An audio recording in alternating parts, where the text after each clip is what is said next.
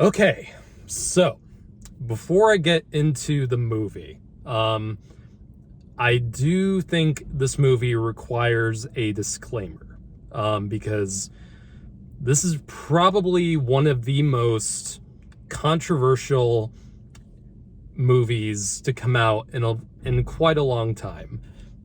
Not necessarily because of the actual movie, but because of all the stuff around it and surrounding the entire film. Because of one person, and you probably know who I'm talking about. So I just wanted to give a disclaimer before I talk about the movie, because I do think this movie requires the viewer to separate the art from the artist, or one of the artists. So I am completely aware of all of the things that the actor Ezra Miller has done in the past few years. I am completely aware of the very serious accusations and crimes that they have possibly committed.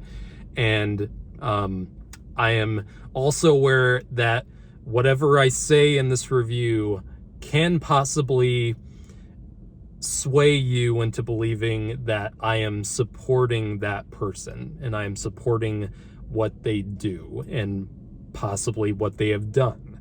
And you can run with whatever I say in this review after this disclaimer. Think whatever you want. And if you do not want to see this movie because of Ezra Miller and the things that they have done, I am completely okay with you feeling that way. And if you don't want to support the movie because of that, that is perfectly okay. And there are certain people who will be able to separate them from this movie, and there will be people who cannot separate that person from it.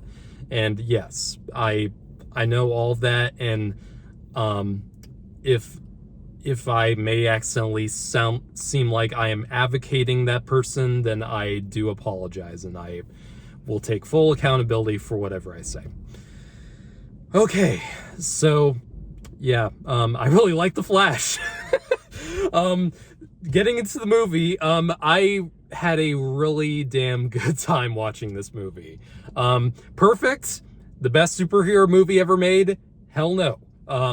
I am not. This is not the greatest comic book movie of all time. Yeah, I don't even think it's top. I don't even think it's top 20. But that doesn't change the fact. That doesn't change my opinion that this movie is a ton of fun, and this movie has a lot to enjoy. And again, despite all the shit surrounding them, Ezra Miller is really good in this movie. And if I accidentally give the wrong pronoun in this review, I apologize too. They are very good in this movie, and the trailers really make it seem like this is not a Flash movie. It is a Flash movie, because, Michael Keaton, of course, takes the center stage and most of the marketing and promotional stuff for this movie, and I can see why they did that because of the controversy. But Ezra Miller is the star of this movie. Let's not beat around the bush. This is their movie, and they are very well utilized in this movie in the several forms of Barry Allen that you see in this movie. And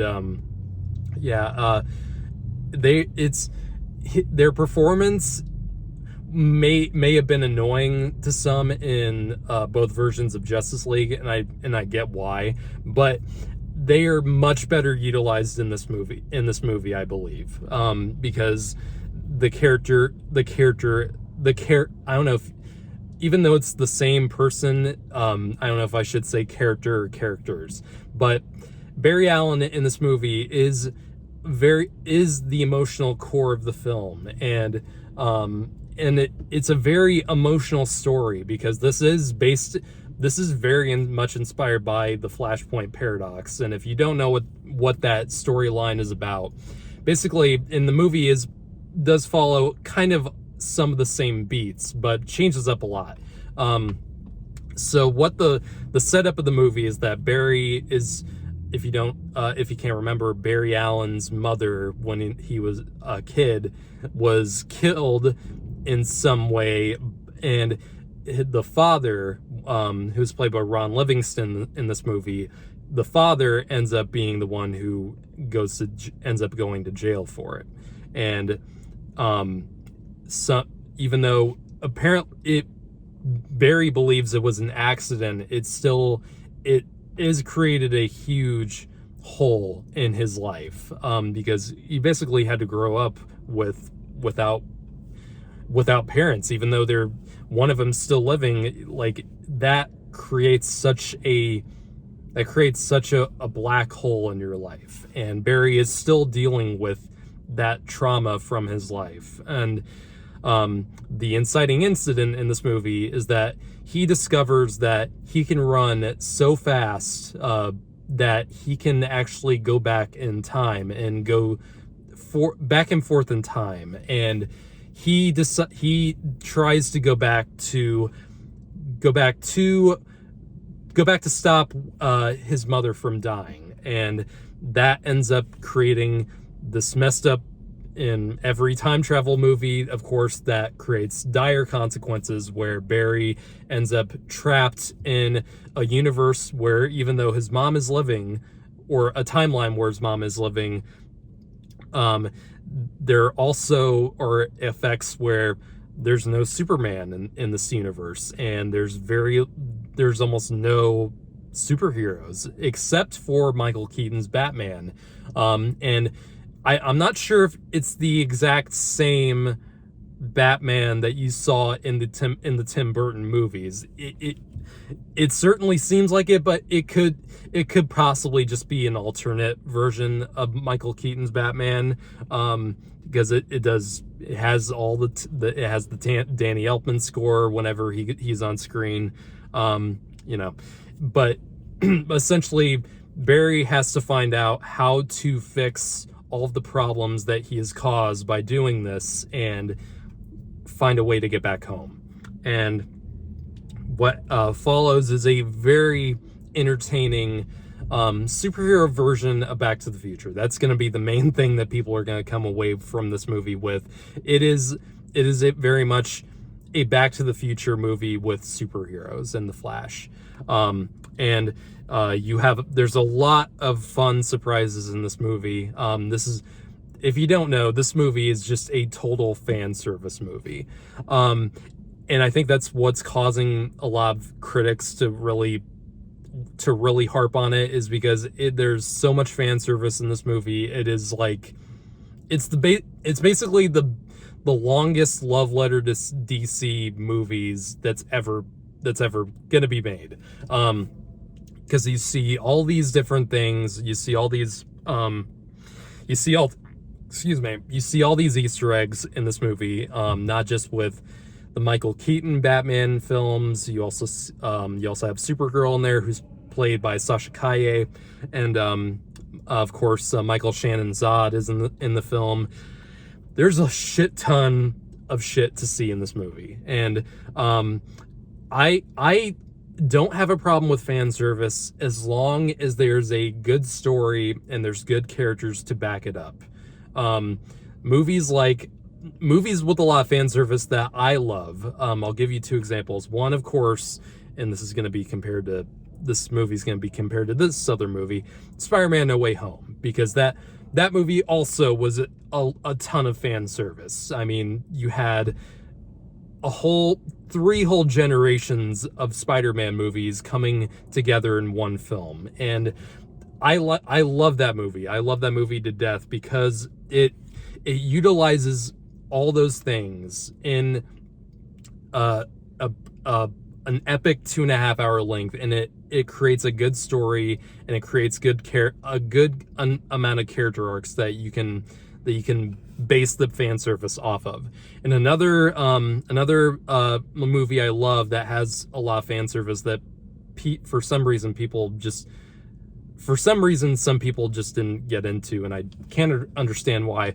Dr. Sleep, which was the sequel to The Shining that was directed by Mike Flanagan. Even though it's based on, a Stephen King book, there's still a lot of fan service to Stanley Kubrick's Shining. And that movie really only relies on the fan service in the last third of the movie, when it goes back to the Overlook Hotel and you get to spend a lot of time in there, and they replicate a lot of the camera angles from Stanley Kubrick's Shining.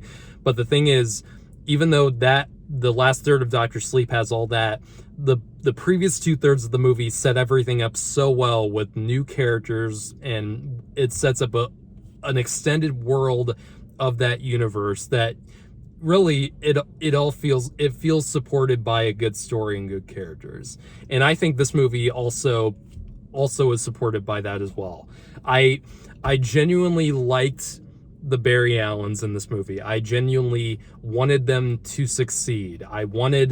And the movie establishes the emotional heart of the film with Barry's mother so well that it kept me going throughout the entire movie. And it's constantly there throughout the film. And the movie has a great pace to it. It doesn't spend too long on one certain thing. It has a good flow to it. I'd say maybe the last third of the movie is where the movie runs into problems, because it does kind of divulge into a bunch of CGI. It does have a very comic book third act where there's just a shit ton of effects and explosions and action and all that stuff. A lot of people won't get into that third act of the film, and it didn't destroy the movie for me. I think I still was very entertained by it, and that they still do enough interesting things in there for me to not be bored by it. In the first 2/3 of the movie, I was having so much fun with. I didn't even really care. Now, another big problem I have with this movie is the effects are they're pretty bad in a lot of the moments in the film, especially near the end. And if you've seen the movie already, you know what I'm talking about. And I'll talk about it in my spoiler review. I might have to do the spoiler review solo, because I'm going on vacation this weekend, and I don't think I'll have anyone to talk about it by the time I go. So yeah, but I will definitely be doing a spoiler talk when that time comes. So overall, despite all the shit that's surrounding this movie, and I am completely aware of that, I still came out of this movie having a great time. I wasn't really bored for a second in this movie. I think Andy Muschietti, did an amazing job directing this film. This is one of the most fun comic book movies I've seen in a bit, and there's been a lot of weak ones in the past couple of years. Definitely, we're definitely we're definitely in a valley of comic book films and comic book entertainment right now, and it's definitely been rearing its head in the past few projects, but there have been a lot of good ones too. I really enjoyed Guardians Volume 3. I adored Spider-Man Across the Spider-Verse. Animation, I think animation is the best way to go with superhero content for a good while, just coming off of Across the Spider-Verse. But you can still do a comic book movie that's fun and traditional. And I think this movie does establish a new reset for the DC continuity for here on out, because obviously James Gunn is going to do something very different with the DC franchise. And I'm excited to see where they go with it, and if this is going to be the last time we see a lot of these characters and these actors, then I think they went out on a good note, and they ended the DC extended universe, or it's pretty much the Snyderverse is how I see it.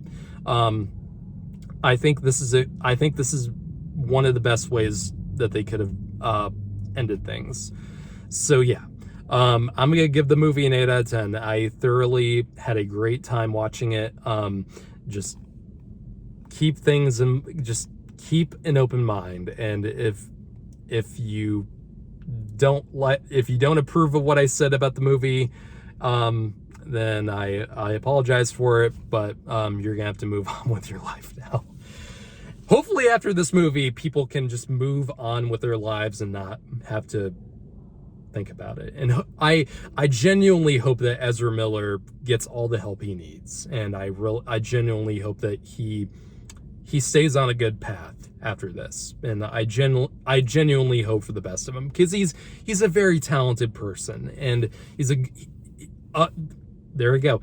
They're a very talented person, and I genuinely hope the best for them. So if you've seen The Flash already, don't spoil the movie in this video. You can do that in the spoiler review when I do it, but just not here. So yeah, if you've seen the movie already, tell me what you thought of it, and subscribe for more.